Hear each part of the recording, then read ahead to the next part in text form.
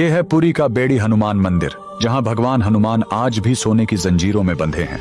लेकिन जिस हनुमान को रावण जैसा अहंकारी नहीं बांध सका, उसे इस मंदिर में किसने, क्यों और कैसे बांधा? इस मंदिर की कहानी शुरू होती है समुद्र की भक्ति से, जो पूरे पुरी शहर के लिए एक महासंकट बन गई। समुद्र देव अपनी भक्ति में इतने व्याकुल थे कि वो भगवान जगन्नाथ के चरण छूने के लिए अपनी विनाशकारी लहरों के साथ बार बार पूरे शहर को तहस नहस कर देते थे। इस महाविनाश को रोकने के लिए भगवान जगन्नाथ ने हनुमान जी को समुद्र के किनारे पहरा देने के लिए तैनात किया, और समुद्र रुक गया, लेकिन सिर्फ कुछ समय के लिए। लेकिन रुकिए, भगवान जगन्नाथ एक बात भूल गए थे। जब भी पुरी शहर में कहीं भी राम भजन या कीर्तन होता, हनुमान अपना पहरा छोड़कर वहां पहुंच जाते, और उनके जाते ही समुद्र को फिर से मौका मिल जाता और शहर पर फिर से संकट आ जाता। तब भगवान जगन्नाथ ने वो किया जो कोई सोच भी नहीं सकता था। वो खुद उसी समुद्र तट पर आए और हनुमान से कहा, तुम्हारी शक्ति इतनी है कि तुम्हें कोई और नहीं रोक सकता, इसलिए आज मैं स्वयं तुम्हें कर्तव्य की इन बेड़ियों में बांधता हूँ। और जिस जगह पर भगवान ने अपने भक्त को बांधा था, उसी स्थान पर बाद में यह बेड़ी हनुमान मंदिर बनाया गया।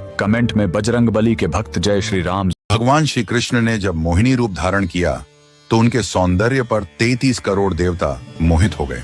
सभी देवताओं ने मन में यही कामना हुई कि ऐसी सुंदरी उनकी पत्नी बन जाए, परंतु केवल एक देवता ऐसे थे जिनके मन में मोहिनी के प्रति इस तरह का भाव नहीं आया।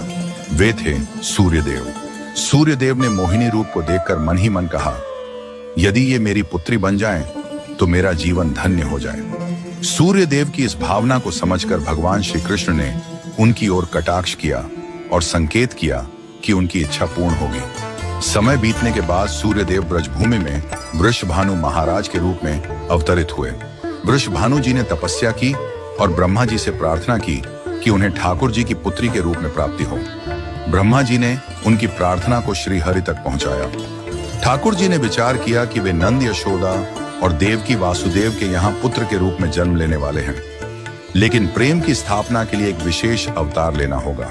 ठाकुर जी ने अपने रूप को दर्पण में देखा और उस दर्पण में उन्हें ऐसा रूप दिखाई दिया जो स्वयं ठाकुर जी को भी मोहित कर गया। यह रूप ठाकुर जी का ही स्त्री रूप था।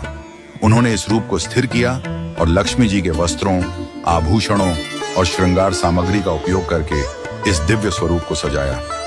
जब यह स्वरूप पूर्ण हुआ तो ऐसा प्रतीत हुआ